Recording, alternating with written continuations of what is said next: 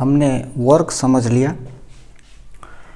Work जो हमारा था वो Fx cos थीटा, और काइनेटिक एनर्जी जो हमारा है वो है हाफ m v स्क्वायर।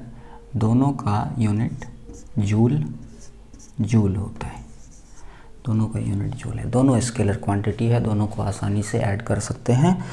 हमें वर्क एनर्जी थ्योरम देखना है, मतलब इन दोनों को हमें रिलेट करना है, वर्क और एनर्जी को। तो उसके लिए हम क्या करते हैं, एक कोऑर्डिनेट सिस्टम ले लेते हैं, जैसे x और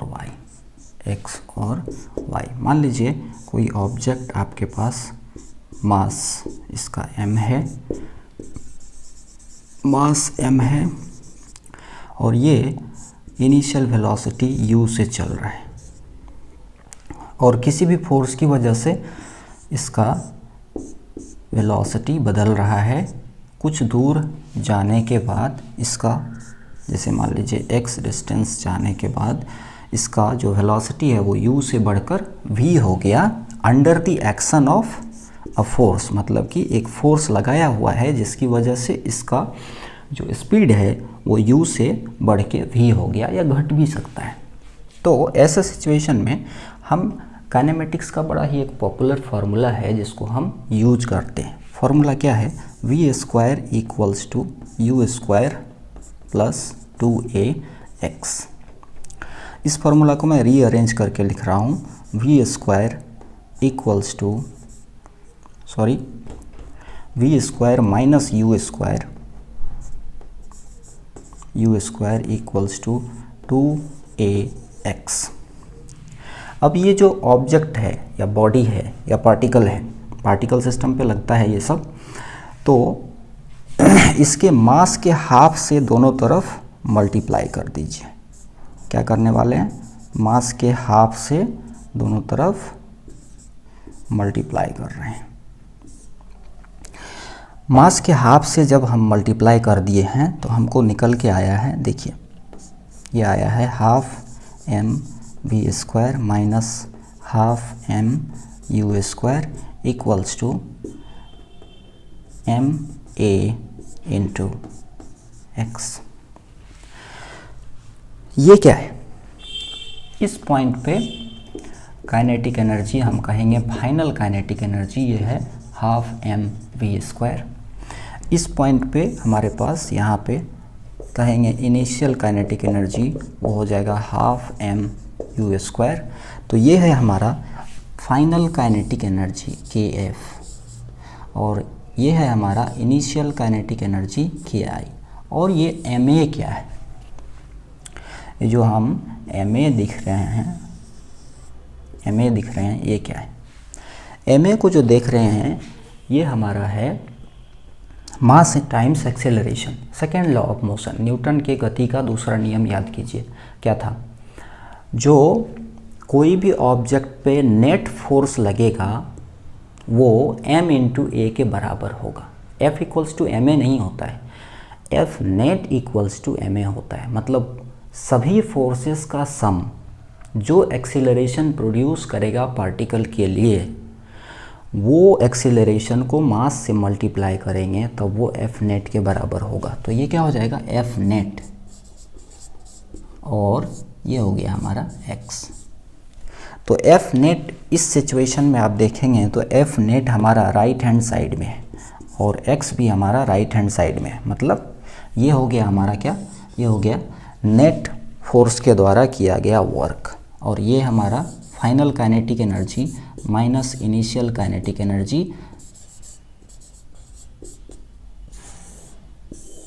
यही है, ये क्या है, ये है वर्क एनर्जी थ्योरम। यही है वर्क एनर्जी थ्योरम। बहुत ही आसान था। वर्क एनर्जी थ्योरम हमारा यहाँ पर प्रूफ हो गया। अब हम इसको वेरीफाई करते हैं। वेरीफाई करने के लिए एक ख़ास तरह के सिचुएशन को लेने वाले हैं, जिसमें हमने एक पार्टिकल या पार्टिकल लाइक बॉडी ले लिया और इसको हम 45 डिग्री पर हमने प्रोजेक्ट कर दिया। मान लेते हैं ये u है 10 मीटर पर सेकेंड। जो बॉडी हमने प्रोजेक्ट किया है उसका मास है 2 kg और ये एंगल ऑफ प्रोजेक्शन जो है वो 45 डिग्री है।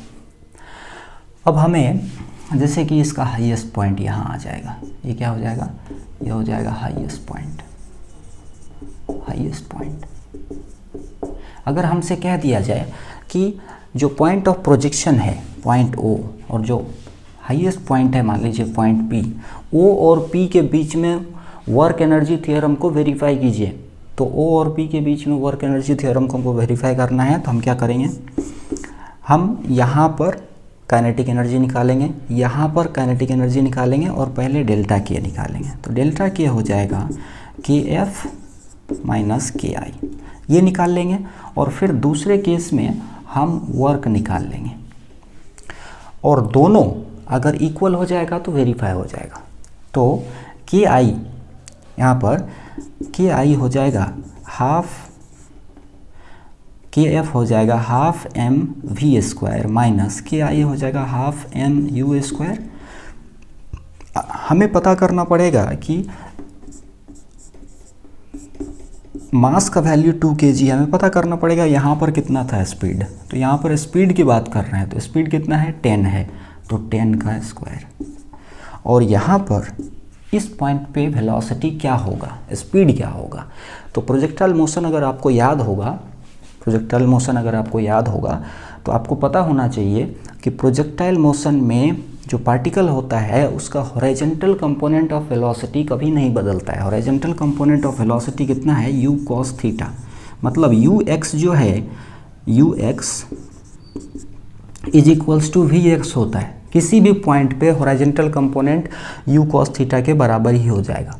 तो ये पॉइंट पे वर्टिकल कंपोनेंट का वेलोसिटी है ही नहीं क्योंकि ये हॉरिजॉन्टल चल रहा है। तो यहाँ पर इसके पास में u cos थीटा, u है 10 और थीटा है 45 डिग्री, तो ये निकल के आ जाएगा 10/√2 मीटर पर सेकेंड।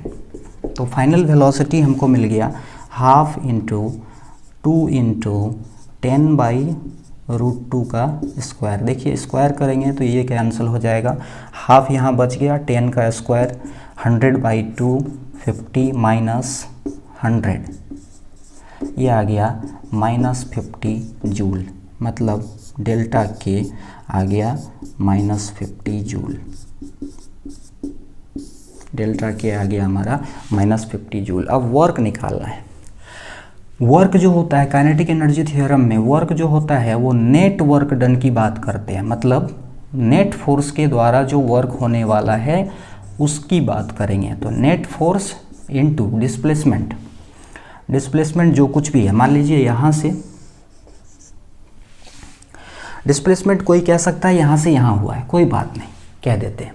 लेकिन याद कीजिए वर्क का डेफिनेशन मैंने क्या बताया इसी सेशन के शुरुआत में कि वर्क जो होता है force into displacement in the direction of force. मतलब अगर ये कोई भी प्रोजेक्टाइल होता है उसके ऊपर में कौन सा फोर्स होता है, सिर्फ उसका वेट होता है। हर जगह उसका डायरेक्शन mg डाउनवर्ड रहता है, तो डाउनवर्ड।